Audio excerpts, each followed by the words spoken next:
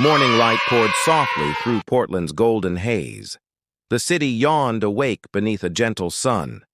On Pine and 8th, the bakery breathed warmth. Fresh bread and cinnamon wrapped the air tenderly. It should have been an ordinary day, until two trembling voices broke the morning's calm. "Sir, can we pay later, please? Our mom's really sick. We're so hungry." The cashier froze, hand hovering above a loaf.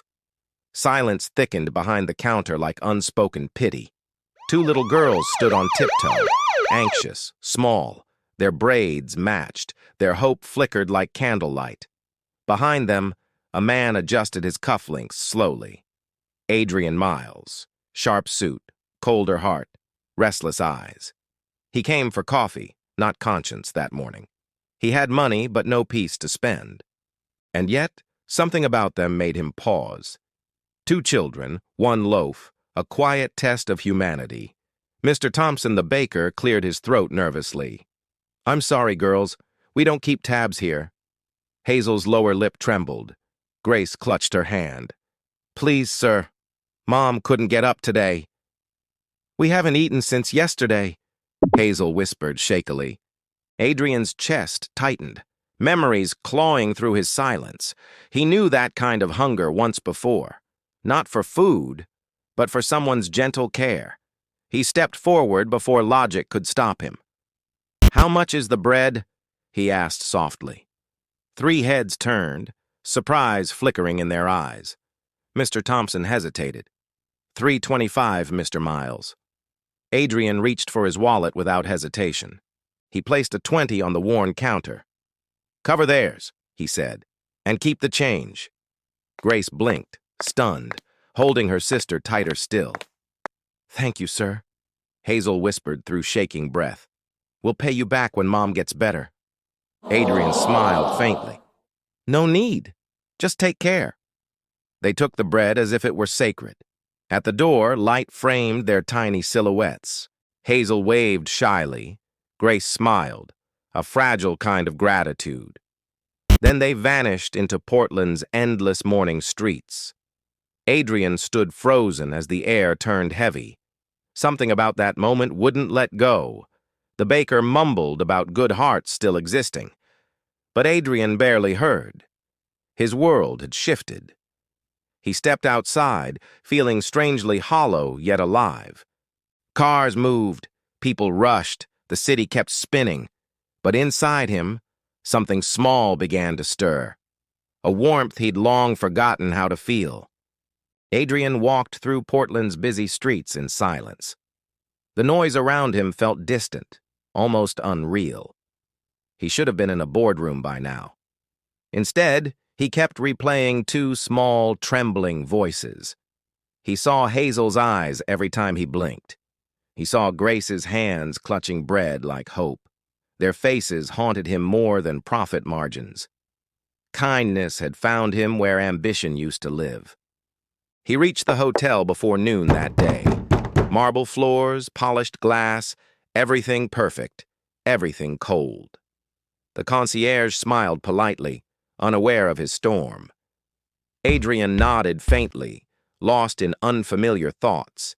In his penthouse, the skyline stretched endlessly outward.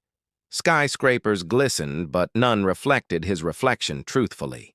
He dropped his keys on the counter and sighed. The echo felt too loud in the silent room. He poured coffee, untouched, watching steam fade quickly. He thought of the twins again, thin, tired, brave. How many nights had they gone to bed hungry? How many times had their mother whispered apologies?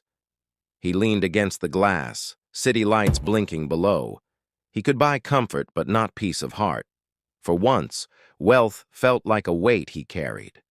Something small inside him ached for something pure. His assistant, Ethan, noticed the change almost immediately.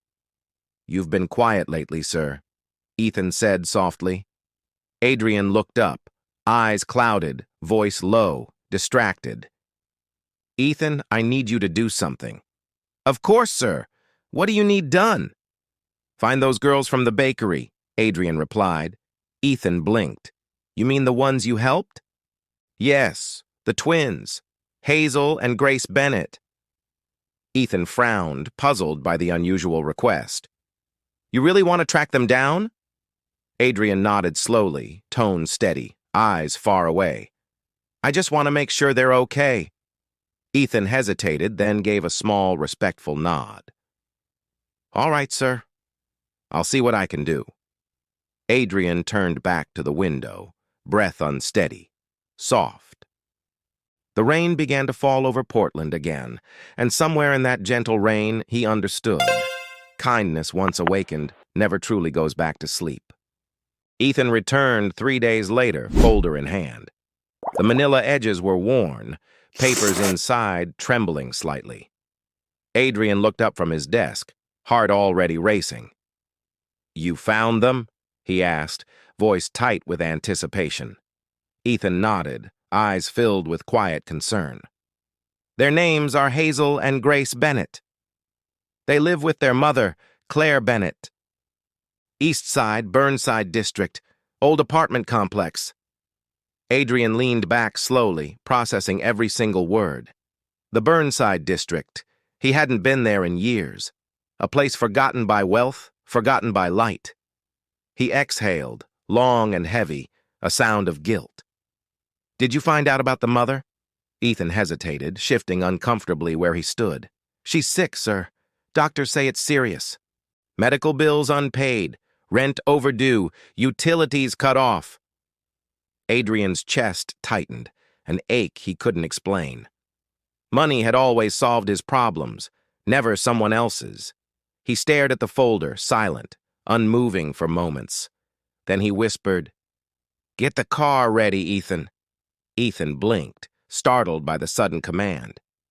Now, sir, you want to go yourself? Yes, Adrian replied. Some things need to be seen. The city blurred past them in muted gray. Rain drizzled softly, washing neon lights into streaks. Every turn took them farther from Adrian's familiar world. Skyscrapers faded into narrow streets and flickering signs. Children played in puddles beside cracked concrete steps. An old man watched quietly from a broken porch. And then there it was, the Bennett apartment building. Faded bricks, peeling paint, curtains half hung in the windows. Adrian stepped out, shoes splashing into shallow water. He looked up, taking in the weight of poverty. It hit him harder than any business failure ever had. For once, his money felt smaller than the rain. He climbed the narrow stairs, one careful step at a time. At door 3B, he paused, breathing through hesitation. Voices drifted faintly, 2 little girls softly humming. A mother's weak cough broke the tune apart. He knocked gently, 3 soft raps on wood. Hazel opened the door, eyes widening in disbelief. Grace peeked from behind, clutching a blanket close. Sir, it's you, Hazel whispered, voice trembling with surprise. Adrian managed a small, almost nervous smile. May I come in for a moment? He asked. Grace nodded shyly, moving aside without a word. The apartment smelled of medicine and damp air. Claire Bennett sat on the couch, pale and frail. Her eyes lifted slowly, confusion shadowing her face. Adrian bowed his head slightly, words caught in guilt. I met your daughters at the bakery, he said. Claire's lips curved faintly, soft gratitude in her tone. They told me, sir, you were kind to them. They came home smiling for the first time. Adrian's throat tightened, unable to find easy words. He set a paper bag on the table. Inside, bread, fruit, and medicine neatly packed. Grace gasped softly, covering her mouth in awe. Hazel whispered, Is this all for us? Adrian nodded gently, eyes glimmering beneath tired restraint. No child should ever ask for food again. Silence filled the room, heavier than any debt. For the first time, Adrian Miles felt human again. Days passed, but Adrian couldn't stay away long. Something about that home had changed his rhythm. He started sending groceries without leaving his name. Fresh fruit, warm bread, medicine, quiet deliveries at dawn.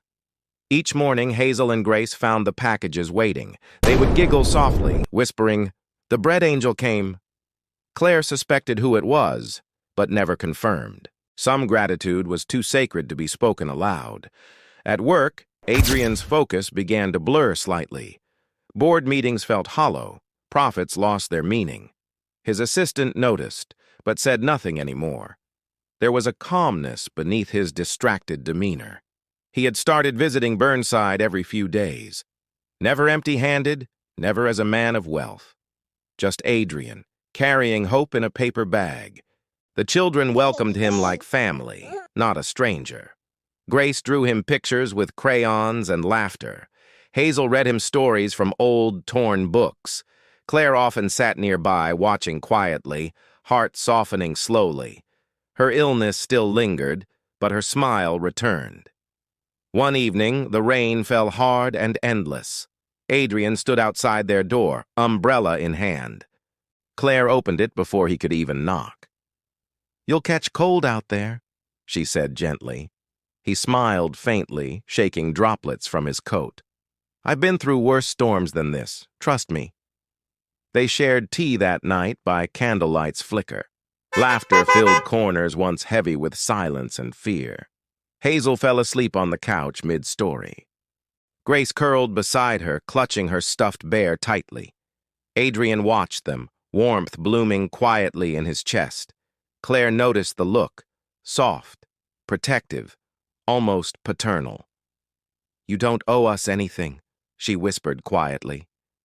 Adrian looked at her, expression unreadable but tender. "I know," he said softly. "That's why I'm here." Outside, thunder rolled across Portland's sleeping skyline. Inside, a stranger had become their unexpected anchor. For the first time, Adrian Miles wasn't running anymore. He was exactly where his heart needed to be. News travels fast in cities like Portland. Kindness, too, has its own quiet rumors. The mystery man on Burnside became whispered lore. A businessman feeding strangers, helping without recognition. Adrian never cared who noticed or who didn't. Each visit to Claire's apartment felt like healing. He fixed the leaky sink, repainted the walls. Hazel laughed, saying it looked like sunshine again. Grace drew him as a man with wings. When he asked why, she smiled and said, "Because you always come when things go wrong." The words pierced deeper than she could imagine. At the firm, whispers began among executives. Their CEO was skipping meetings, missing investor calls. Ethan tried covering for him, but tension grew. "Adrian, they're starting to question your priorities," Ethan warned. Adrian looked up slowly, eyes calm but tired. "My priorities are exactly where they should be." Ethan hesitated, unsure whether to argue or admire. He saw something in Adrian, peace, but also pain. That evening, Adrian drove to Burnside as usual. But flashing lights painted the street in red. An ambulance waited outside the Bennett family building. His heart pounded as he rushed through the crowd. Claire lay on a stretcher, pale and weak. Hazel clung to her hand, crying uncontrollably. Grace stood frozen, whispering prayers under her breath. Adrian's chest tightened with helpless, unspoken terror. He rode with them to the city hospital. The siren's cry matched the storm inside him. In the waiting room, hours stretched like years. Ethan arrived quietly, bringing coffee neither of them touched. The doctor finally came, exhaustion in his voice. "She'll recover," he said, "but she'll need time." Adrian exhaled, tension breaking into quiet relief. The twins hugged him, tears wetting his expensive coat. For the first time, Adrian didn't feel powerful. He just felt human, raw, and strangely alive. Outside, the city pulsed with cold, indifferent light. Inside, a man found the meaning of wealth. Not in towers, not in numbers or names, but in small hands holding his without fear, in laughter that healed wounds money never could, and in the love he never expected to find. The next morning, rain blurred the office skyline. Adrian walked in late, collar damp, eyes hollow. Board members waited, silent, cold behind polished glass. They had questions, and this time, no patience. "You've missed 3 deals this quarter," one said. "You're distracted. You're not the man we hired." Adrian leaned back, calm but distant as fog. "Maybe I'm not supposed to be him anymore." Murmurs rippled across the sterile conference room. Ethan sat quietly, eyes lowered, saying nothing. He already knew the storm that was coming. Adrian didn't defend himself. He simply stood, tired. "I built this company chasing numbers, not meaning. Now I'm choosing something real, and that's not failure." The board stared, confused between anger and disbelief. He removed his tie, left it on the table. Outside, thunder rolled over the Willamette River. Ethan caught up to him near the elevator. "You just threw away everything," he said softly. Adrian smiled faintly, eyes steady but red-rimmed. Then maybe it was never mine to keep. The elevator doors closed with a quiet finality. Downstairs, the street smelled of rain and relief. He walked without destination, only the pull of purpose. At St. Mary's, Claire sat by a window. A wool blanket covered her still-recovering legs. Hazel and Grace colored flowers on scrap paper. When Adrian appeared, Grace ran to hug him. "You came," she said, voice bright as morning. "Always," he replied, kneeling to meet her gaze. Claire watched quietly.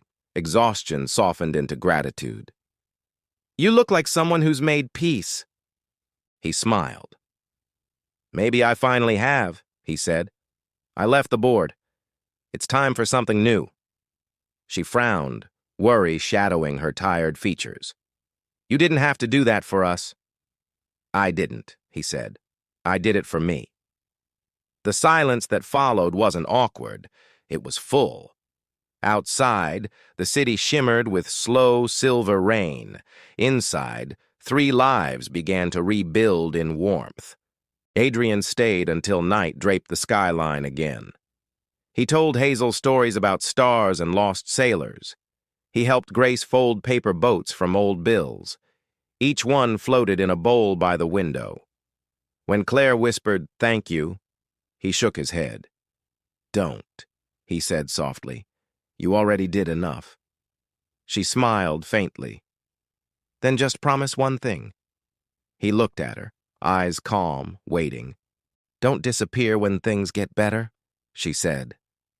He reached across the table, hand warm against hers. "I'm not leaving," he whispered. "Not this time."